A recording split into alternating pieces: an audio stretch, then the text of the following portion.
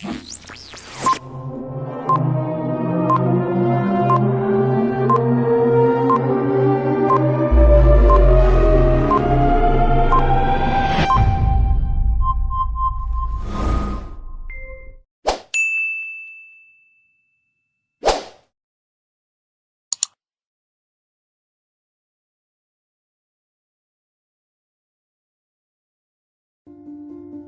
the rich people cringe and say, don't tell them that, Robert? Yes, yes, yes. Don't tell people what you know. Right. Keep them poor. So my father was the head of education, PhD, all that stuff. I go home and ask him, said, why don't we learn about money in school? And he looked at me and says, because the government doesn't let us teach that subject. The government tells us what we can teach and what we can't teach. And I thought that was strange. And I said, but aren't we going to school to learn about money? He says, no, your job is to get a job. I said, but you get a job to earn money. He goes, no, you're supposed to just get a job. I went, no. Isn't the purpose of a job to earn money? He goes, you're correct. I said, so why don't I just learn about money? I can skip the job part, you know? And he got flustered and he said, if you want to learn about money, why don't you ask your best friend's father about money? And I said, why? That's Mike. So I asked him. He says, because Mike's father is an entrepreneur. And I said, what are you? He says, I'm an employee. I'm a government employee. I went, oh, what's the difference? He says, the difference is an entrepreneur must know about money, or they're no longer entrepreneurs. And he says an employee doesn't have to know anything about money because the government will take care of them, the company will take care of them. So I'm all confused. But I took my dad's advice and I trundled over to Mike's father's office and knocked on his door and I said, hey, I'm here, 9 years old. Teach me about money. He says, beat it, kid, you know. But that's where the story of Rich Dad, Poor Dad started. And finally, through persistence, my rich dad started teaching me about money on one condition. And that condition was he would never pay me. He says, the moment I pay you, you think like an employee. He says, that's the trap. Entrepreneurs work for free. And now I'm 9 years old, my head's going cracking in half.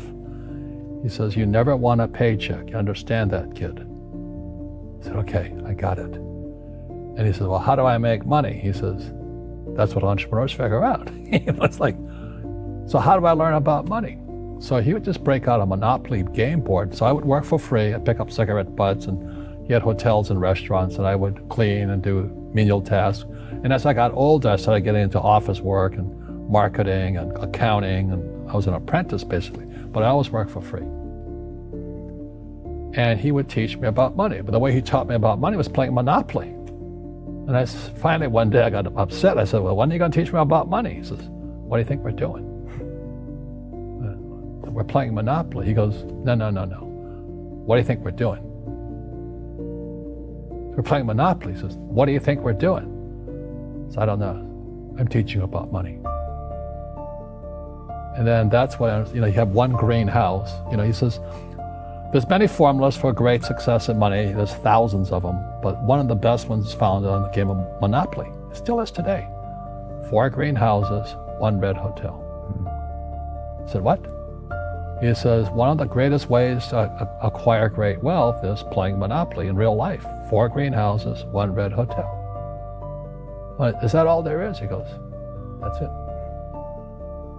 And he says, what do you think I'm doing? And I went, I don't know. So then he took me out and he showed me his greenhouses. And 10 years later, when I was 19, I was now in school in New York, and I come back to Hawaii, and Rich Dad had bought the biggest piece of land smack dab in the middle of Waikiki Beach. And when you go to Waikiki Beach today, you'll see the Hyatt Regency Hotel. That was his hotel. Just like the game of Monopoly. Just like the game of Monopoly. Acquired assets and they became bigger assets. He just kept what's called an assemblage, because that property wasn't that big at that time. So he had to buy out all the small guys. Because Waikiki was a little dirt water little town. So he'd buy out this shop owner and buy that shop owner. And it took him a while, but he finally assembled this large piece of property. And then he and Hyatt put up this giant hotel. You know, It just sold for $800 million. So that's how I learned about money.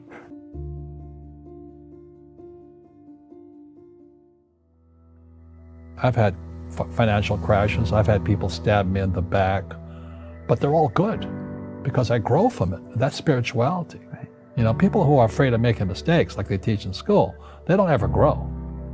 Because spirituality is there's good and there's bad, there's right and there's wrong, there's up and there's down. Most people only want to be right, they only want to be positive. Well, you can't have that. That's not reality. Well, I wasn't poor by most people's standards, but I came from a family with a poor attitude, if you know what I mean. Because rich, poor, middle class, poverty starts with a fundamental attitude. Poverty is passed on. It's taught in your families. And middle class is taught in families. And so the people right now who are sitting at home, who are struggling financially or worried about money or unhappy, they may be making a lot of money, but unhappy with what they're doing, it was probably taught to you. You know, your superego was taught, get a job, work hard, or you'll never be rich, or the rich are evil, or whatever. The school system will never teach you about money. The school system was designed to teach you to be an employee, which is important, or a doctor or a lawyer, a specialist, but never about money. And what most people lack is real business knowledge, like accounting, you know, like debt, like taxes. You got to know that stuff, but they don't teach it in school to anybody. So, and then when people ask me, how did your rich dad learn this when your poor dad, a PhD, didn't? And the answer is very simply, my rich dad, who's my best friend's father, his father died when he was 13. So his rich dad had this family business at 13 to run. So he had to drop out of school, which was his blessing. You know, there's blessings, and you know, sometimes the blessing doesn't look like a blessing, but it turned out to be a blessing. And then his teachers became his bookkeeper, his accountant, his attorney, his banker, his real estate agents. So he has what I call real teachers, not these fake teachers in school. You see, most teachers in school, they're out of ethics. They teach subjects they themselves don't practice. I asked the teacher, I said, you know, I'm in my third year of calculus now. It was called strength of materials. I said, am I ever going to use this stuff? He goes, no. You know, I said, why do you teach it? He says, because I get paid. I said, do you ever use it? He goes, no. And that's why, you know, you have to, in life, one of the things I suggest to people, you got to find a real teacher versus a fake teacher. And a fake teacher is somebody who doesn't do what they teach. And a real teacher is doing what they teach every day. So my accountants, my attorneys, they're in it every single day. That's how I learn, because every day I'm solving problems in my business. So I have accountants and attorneys and bankers and all these people on speed dial because I'm solving problems with my team. I see you giving this knowledge out, and yeah. Do the rich people cringe and say, don't tell them that, Rob? Yes. Don't tell people what you know. Right. Keep them poor.